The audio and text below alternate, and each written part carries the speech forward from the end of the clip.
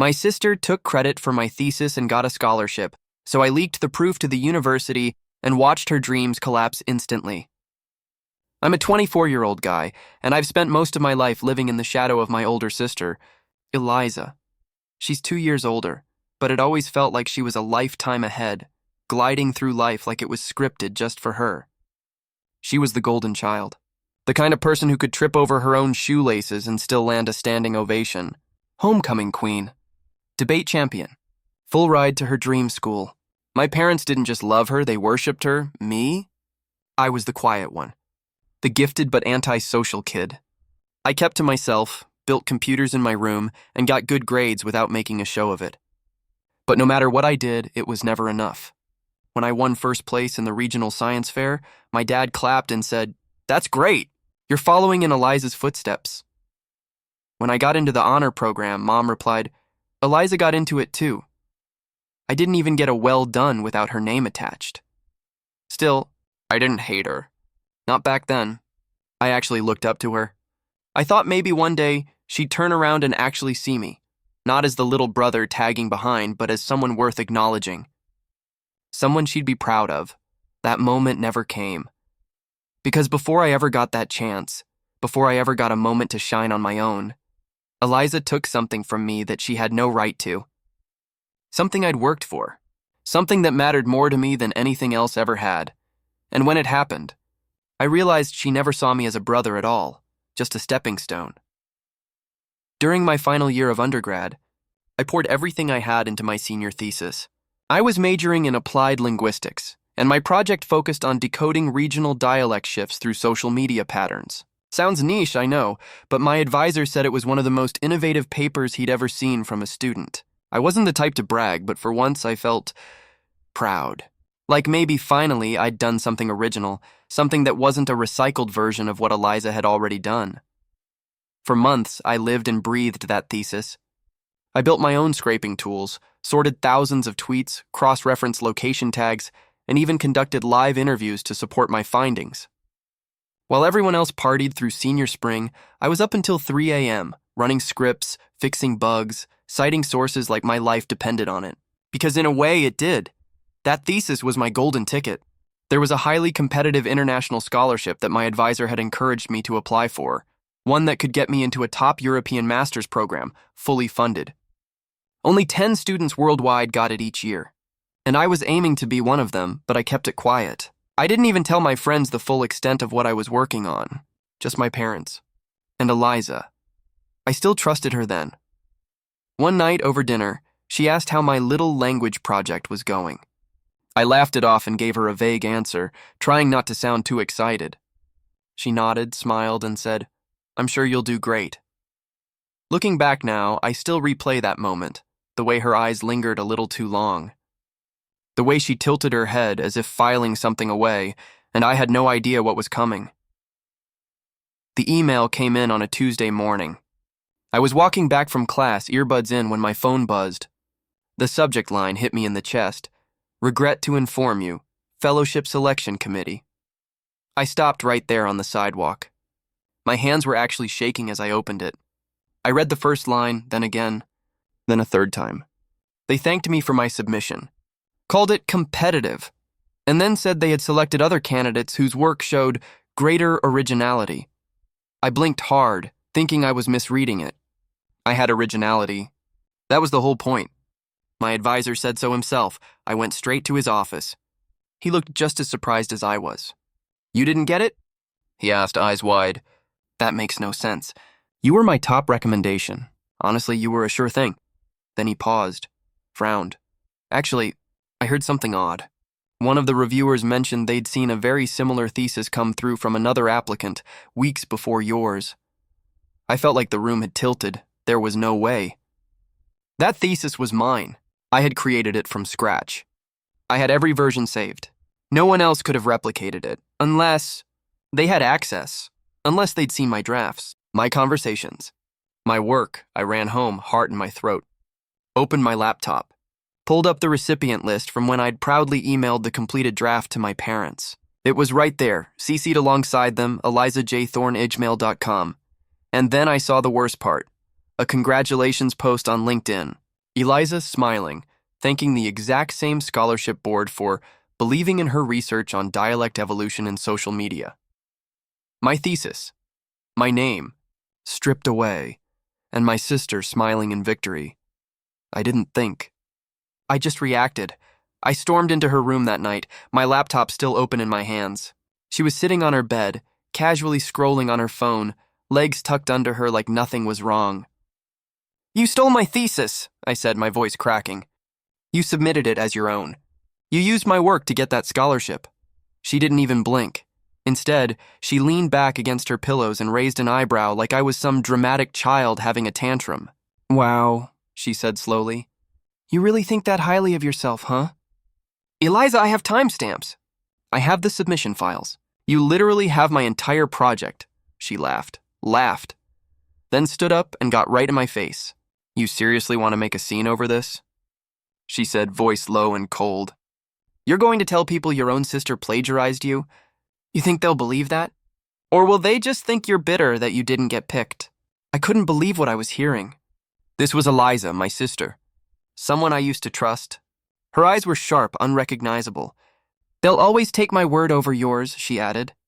"Because I'm not the one who hides in his room all day writing nerd papers no one reads." I backed out of her room, stunned. I turned to my parents. Sat them down. Told them everything, calmly, rationally, with evidence in hand. My mom's response? "Oh, honey, don't be jealous. My dad tried to be diplomatic. Maybe you two just had similar ideas?" he said, not meeting my eyes. "Let's not turn this into a family war." And just like that, my world collapsed. I wasn't just betrayed, I was alone. Something inside me broke after that night. I stopped going to class. I skipped my own graduation. I couldn't even open my laptop without feeling like it was mocking me. Everything I'd worked for, every hour, every sleepless night, every spark of passion felt poisoned. I barely left my room. I didn't eat properly. I stopped answering texts from friends. The world felt distant, like I was watching it through foggy glass. The worst part? No one came to check on me. My parents kept acting like nothing had happened. They threw a little congratulatory dinner for Eliza. Steak, wine, cake with her name on it. I heard them clinking glasses from behind my bedroom door. My name was never mentioned. Even my friends didn't believe me. I tried telling one, Dan, a guy I'd known since freshman year. I was vague, careful. Said a family member borrowed my thesis idea and submitted it. He blinked, then said, "Man, sounds like you're being paranoid." Can people even do that? That crushed me more than he knew. I started doubting myself. What if I was just bitter? What if it wasn't theft and I was just the kind of loser who couldn't take a rejection? Maybe I'd imagined the whole thing. Maybe I was just small and Eliza was inevitable, unstoppable. I didn't feel like a victim. I felt pathetic. There were days I wouldn't speak at all. I'd sit on the floor with the lights off, staring at old drafts I didn't even want to read anymore. There was no fight left in me. But then one night, I opened a folder by accident, just trying to delete old junk. And I saw it, an auto-saved version of my thesis, with a full revision history, and all the rage came flooding back. I hadn't planned to find anything. I was just trying to erase the last year of my life, purge it from my hard drive like scrubbing away a bad dream. But I clicked into the wrong folder and ended up staring at something I hadn't seen in months. Final Thesis V9 Backup. Out of instinct, I opened it. What I saw made my pulse spike. The document was still intact.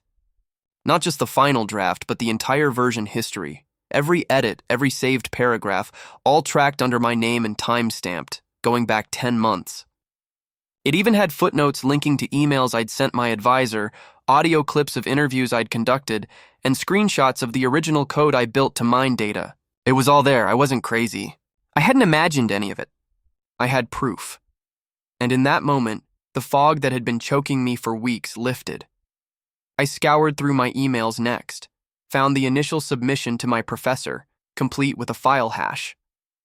That hash matched the final paper. I had everything. Creation dates, IP metadata, even Zoom recordings where I shared my screen with my advisor to explain my method. And then I remembered something else. Months ago, in a moment of excitement, I'd shared a few voice notes about the project in our family WhatsApp group. Buried between memes and grocery lists was my recorded explanation of the thesis, dated long before Eliza's submission. That's when it clicked. She didn't just get lucky, she planned it. Waited for me to hand feed her the research, then wrapped it in her name, and I had the receipts to destroy her. But I wasn't going to scream or beg.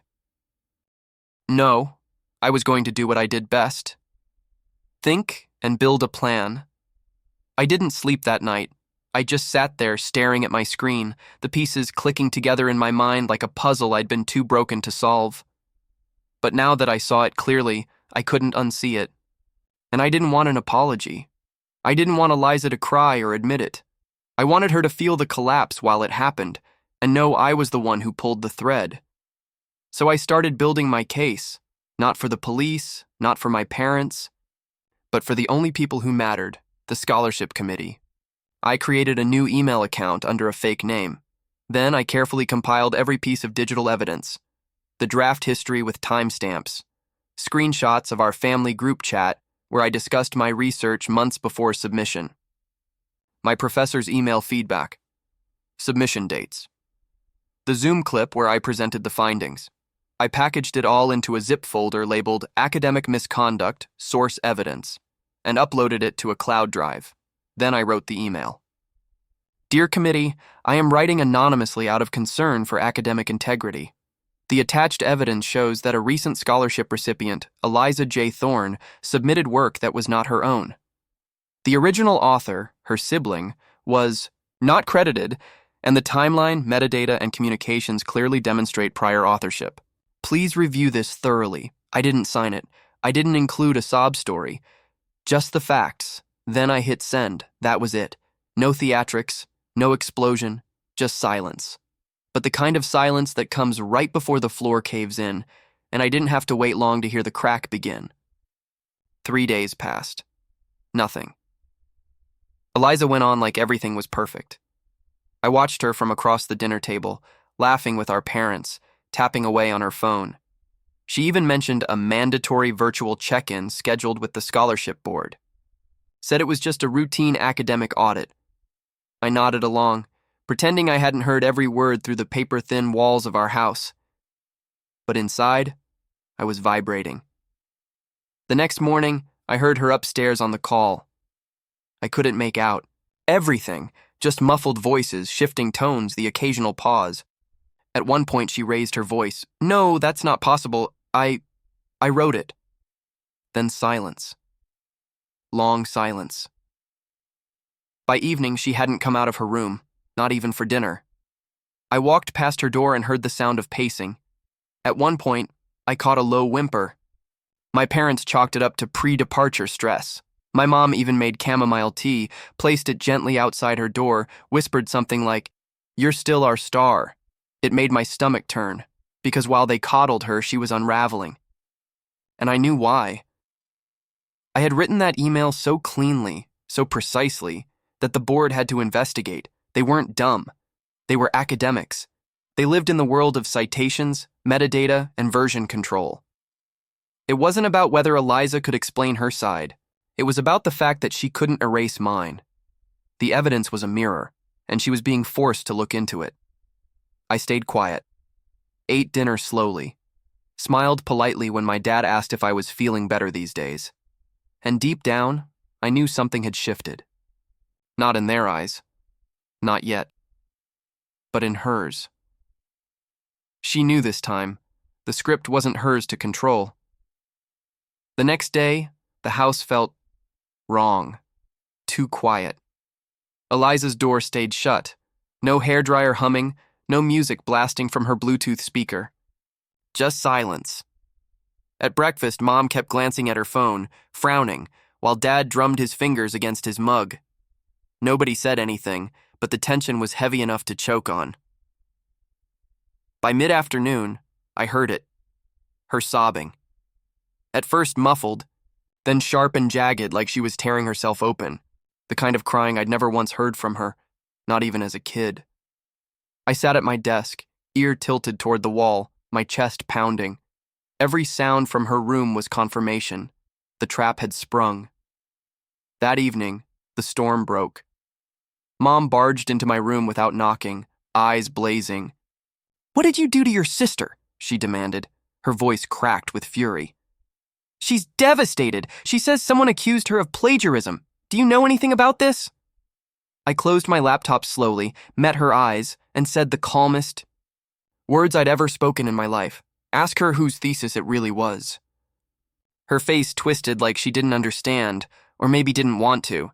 She sputtered something about family, about loyalty, about how these things can ruin lives. Then she slammed the door so hard my books rattled off the shelf.